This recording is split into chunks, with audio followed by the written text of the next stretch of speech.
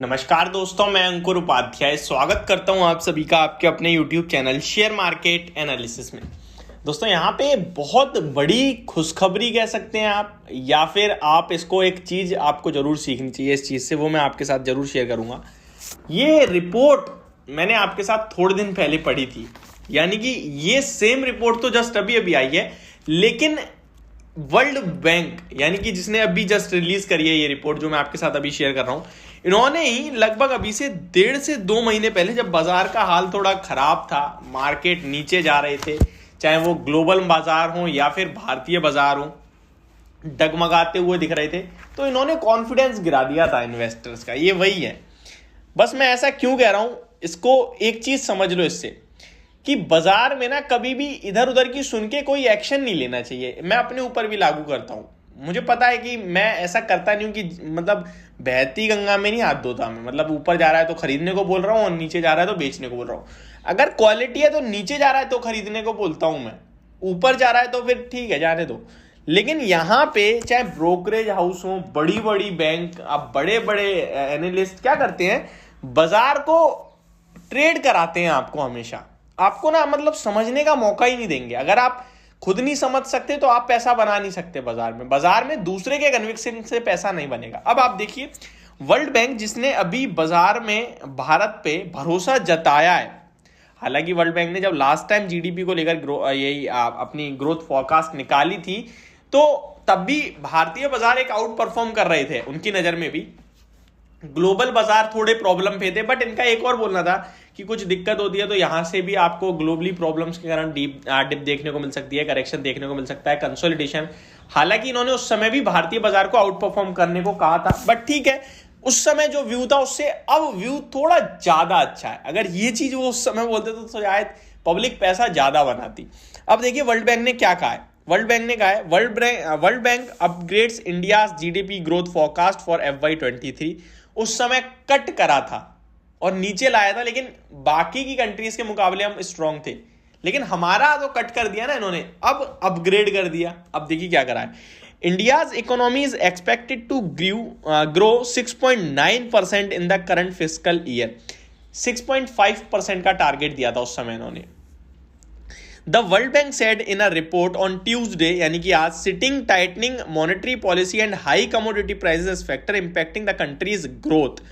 World Bank's India's development update has upgraded India's growth domestic products यानी GDP forecast to 6.9% from 6.5% for FY23। यानी कि पहले जो 6.5% जैसे कि मैंने अभी भी आपसे कहा, उसे बढ़ाकर 6.9% कर दिया है। Adding that it is well positioned to tackle global headwinds. पहले भी यही शब्द थे, ग्लोबल हेडविंड्स, बट पहले था कि ग्लोबल प्रॉब्लम्स के चक्कर में थोड़ा सा ग्रोथ फोरकास्ट को कट करा जा रहा है, और अगर ये प्रॉब्लम्स बढ़ती हैं तो यहाँ पे आपको डिप देखने को मिलेगी। बट अभी चेंज है, तो बाजार के साथ सब कुछ चेंज होता है। मैं स्टॉक का एग्जांपल दूं तो अगर स्टॉक गिर रहा होगा ना, तो ब्रोकरेज हाउस उसे डाउनग्रेड करेंगे, उसे टारगेट प्राइस कट करेंगे, रेटिंग चेंज करेंगे। लेकिन अगर आप सेम अपोजिटली चेक करेंगे, अगर बाजार ऊपर जा रहा है तो टारगेट प्राइस ऊपर के आएंगे, ग्रोथ फोरकास्ट ऊपर का हो जाएगा, रेटिंग अपग्रेड हो जाएगी, ये सब होगा। तो बस यही कहना चाहते हैं कि आप जब खरीदते हो तो अपना कन्विक्शन रखो, ठीक है। अब सबसे बड़ा एग्जांपल अभी भी मैंने दिया है। The bank trimmed it's expectation for next fiscal year 6.6% from 7% earlier. तो पहले इन्होंने लगभग 7% से घटाकर 6.6% कर दिया था। Meanwhile, inflation is expected to be 7.1% in FY23, said World Bank, adding that the fall in commodity prices could dampen inflation pressure. It further said that the Indian government on course to meet fiscal deficit target of 6.4%. India is affected by spillovers from the US, Euro area and China, it said. Overall देखा जाए तो ये inflation around 7% के something का सोच के चल रहे हैं और ग्रोथ अराउंड 6.5 to 6.9% की देख रहे हैं। तो नेगेटिव माइनर है, फिर तो हम ठीक मानेंगे अपने आप को। तो ओवरऑल मार्केट को लेकर मुझे लगता है ये अच्छी रिपोर्ट ही मानूंगा मैं।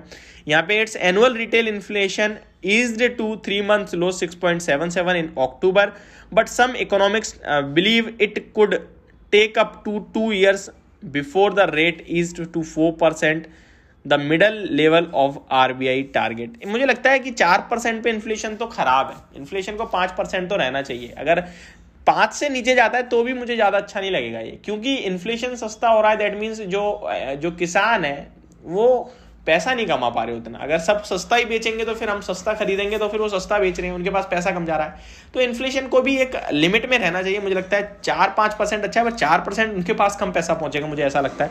ये भी मार्केट को समझना चाहिए, और मुझे लगता है समझती है बाजार अच्छे से, और इससे ज़्यादा नीचे भी नहीं जाएगा।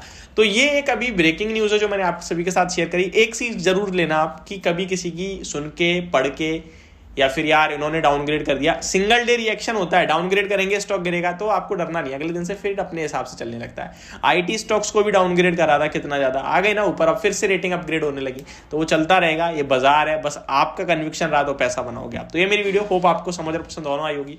Thank you so much for watching this video. Have a great day guys.